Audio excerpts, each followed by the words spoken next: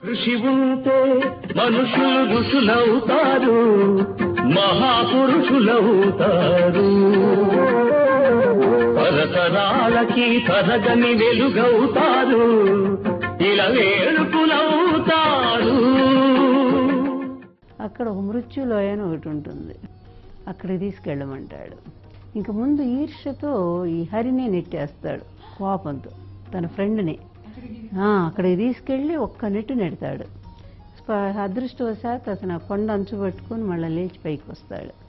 పైకి వచ్చి, వాసు వాసు నేనేం తప్పు చేశాను రా, ఎందుకు రా ఇది, మొదట్లో నేను ప్రేమించిన మాట వాస్తవమే, కానీ ఆమె ఎప్పుడైతే నీకు దత్తమైందో ఆ క్షణం నుంచి నేను మనసు మార్చుకున్నారా, అదే ఆమె కూడా నాకు చెప్పడానికి వచ్చింది తప్ప ఇందులో ఆమె తప్పేం లేదు రాబోయే, చాలా ఉత్తమరాలు కస్తూరి అని చెప్పి ఎంతో నచ్చ చెప్తాడు.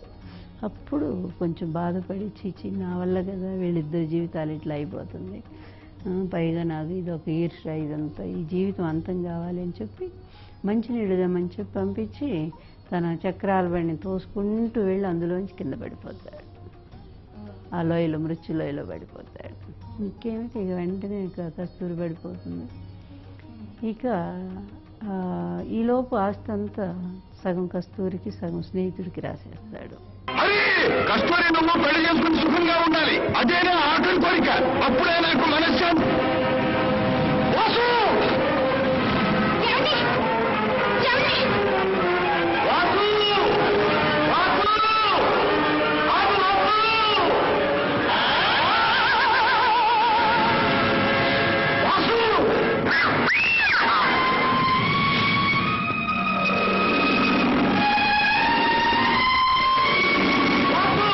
మేనగోడలతో మేనమా ఉన్నాడు రమణారెడ్డి, వాడన్ని కుట్రలు కుయుక్తులు చేస్తూ ఉంటాడు.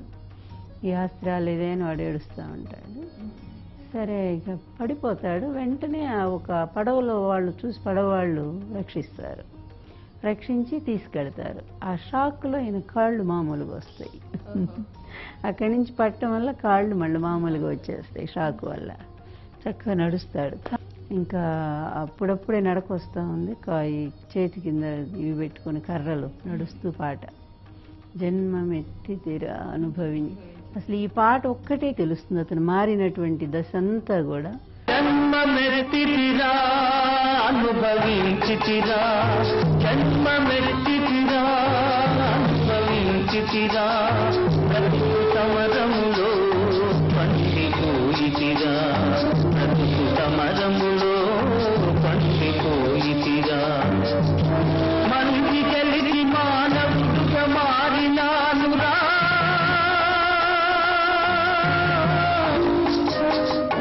జన్మమెత్తి తీరా అనుభవించి తీరా, బ్రతుకు సమరములో పండిపోయి తీరా, బ్రతుకు సమరములో పండిపోయి తీరా. ఈలోపు ఇక్కడ వీళ్ళది జమీందారీ దాంట్లో పెళ్లి నిశ్చయం అవుతుంది. కస్తూరి ఏం చేస్తుందంటే హరికను ఆ మేనగోడలు ఉంది కదా, ఆ అమ్మాయికి ఇచ్చి ఒప్పించి పెళ్లి చేస్తుంది. చేసి తన పేరు ఉన్న ఆస్తి వాళ్ళకి ఇచ్చేస్తుంది. నాకెందుకు, నేనేం చేసుకోవాలని ఆయనకు ఒక విగ్రహం కట్టిస్తుంది.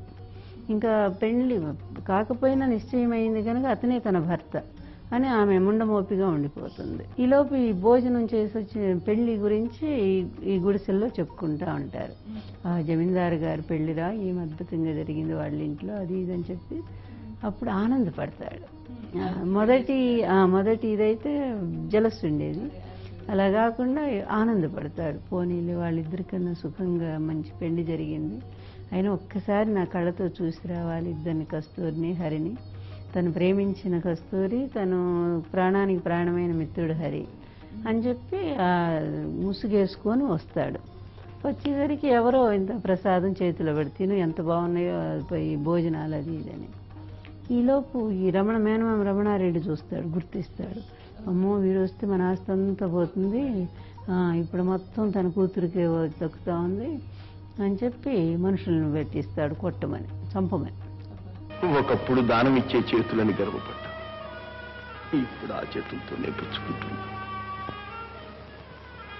అదేంటే కళ్ళకద్దుకుంటావు, దేవుడి ప్రసాదం అనుకున్నావా ఏంటి? నా పాలిటికి ఇది దేవుడి ప్రసాదమే, నిజంగా ఇది దేవతల పెళ్లి. ఇదంతా చూసి ఆనందించేదానికి చిన్నబాబు గారు ఒక్కరే లేకపోయాడు.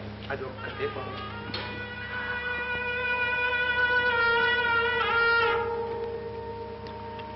వాసు, నువ్వు కోరుకున్న శుభం నెరవేరింది. నీ అజ్ఞాతవాసం ఫలించింది. సరే, ఇక్కడికి వచ్చేసరికి తీరా చూస్తే పెళ్ళి కస్తూరికి కాదు, హరికేను తన మేనగోడలికి జరిగింది, వాసంతికి. ఆశ్చర్యంగా చూస్తుంటాడు. అప్పుడు వాళ్ళిద్దరూ వచ్చి పట్టుగా ఇక్కడ కస్తూరి దగ్గరికి వచ్చి దండం పెడుతుంటారు. కిటికీలోని చూస్తాడు. అప్పుడు అమ్మాయి అక్కడ బాగుంటాయి సంభాషణలు. నా మనసంతా వారి ప్రేమతో నిండిపోయింది.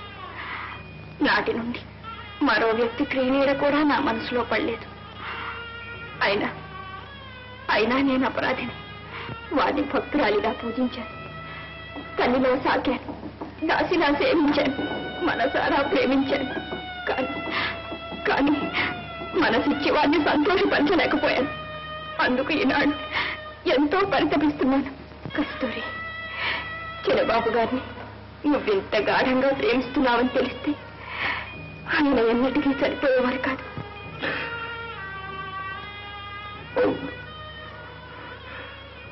వాసు ఎన్నటికీ చనిపోయేవాడు కాదు. అందుకే బ్రతుకున్నాను కూడా. భగవాన్, నాలో జీవకలికి ఆరిపోకుండా వెలుకు నిండుగా నా మీద ఎంత దయస్వామి నీకు.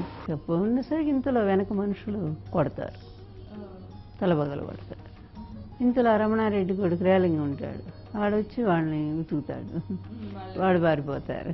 సరే, ఇక బ్రతికున్నాడనేసరికి ఇంకా సంతోషం కస్తూరి. అందరూ చివరిలో ఇద్దరికి మళ్ళీ కస్తూరికి పెళ్లి అవ్వటంతో కథ సుఖాంతం అవుతుంది.